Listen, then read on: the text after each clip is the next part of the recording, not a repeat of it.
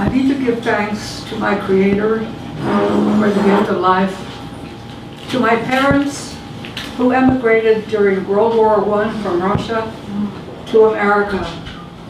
I also count my blessings to be sharing life with my children, grandchildren, and great-grandchildren.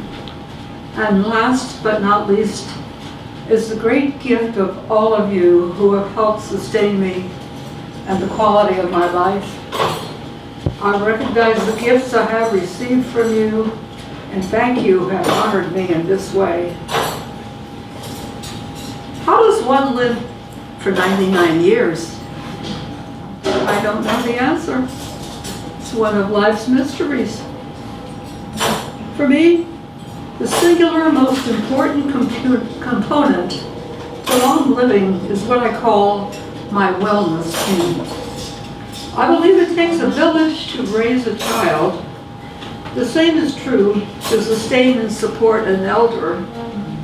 Most of you who are here today, helping me celebrate this remarkable event, have been with me in that capacity for many years.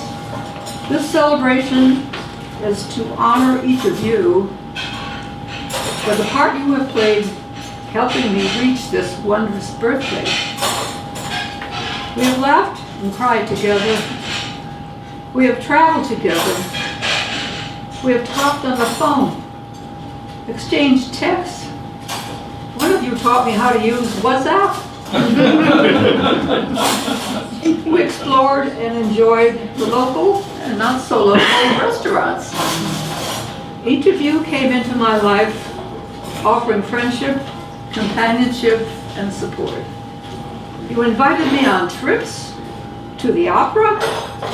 You invited me into your homes for celebrations, to the beach, which on one occasion, despite the fact that I was unable to walk, the beach trip did not go forward until a wheelchair had been rented, and two of you carried me onto the beach.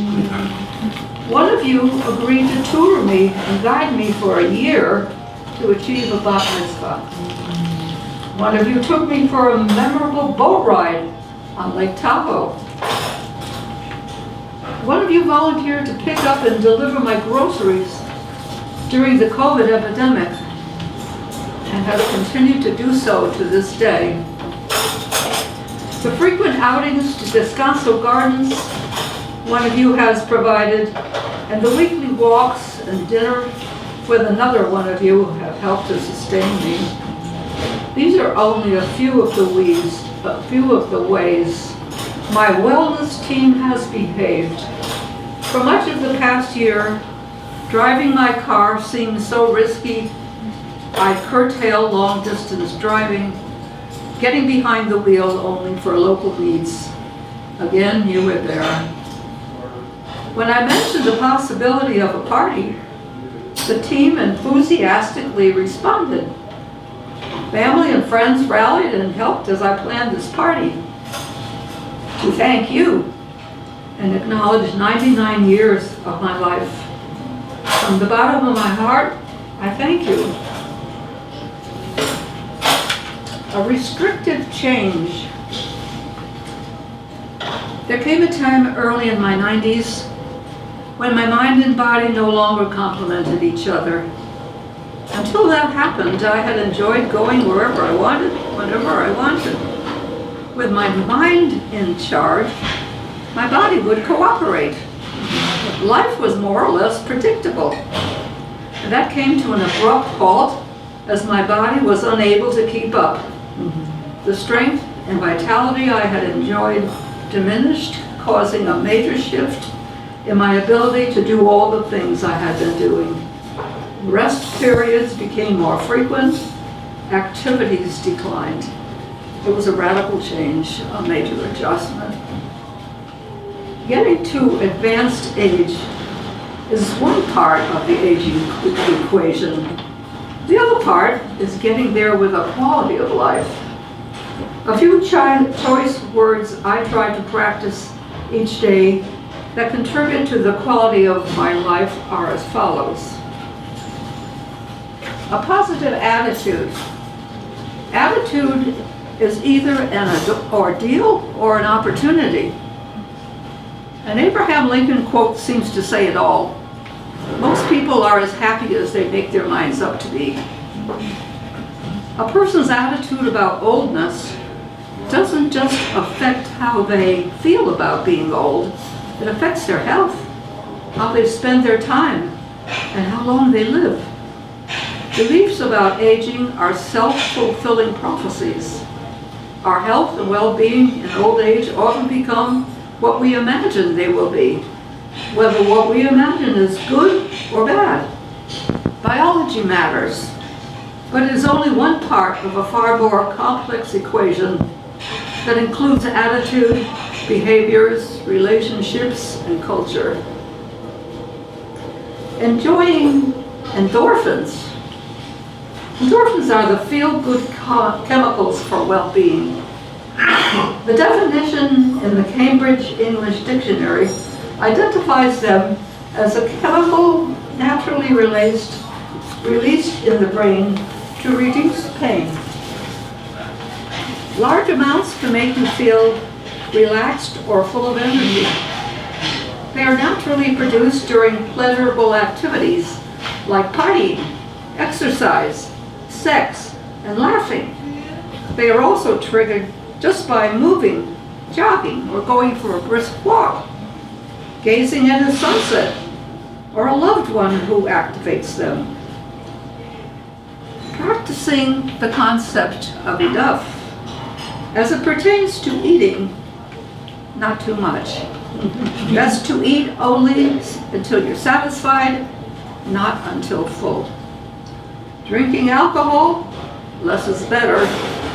As it relates to mental and physical stimulation, practice enough. Growth.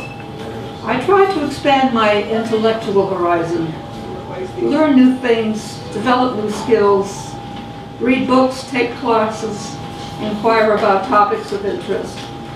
I just found out that the pod on a banana tree is a delicacy used to make soup. Habits. Try to help cultivate healthy habits.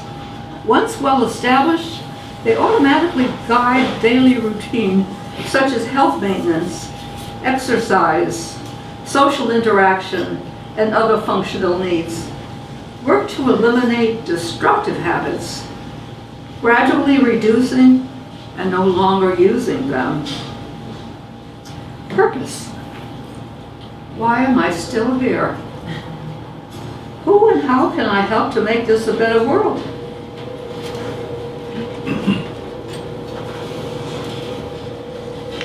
The Okinawa Program.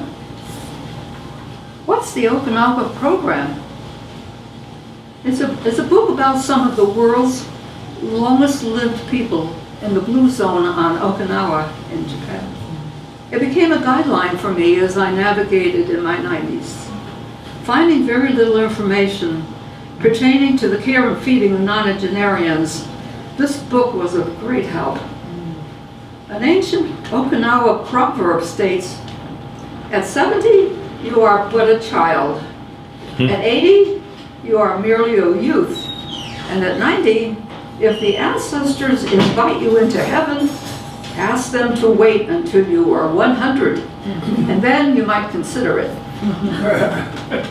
In conclusion, as I begin my 100th year, it pleases me no end to spend this birthday with you. Thank you all for being here.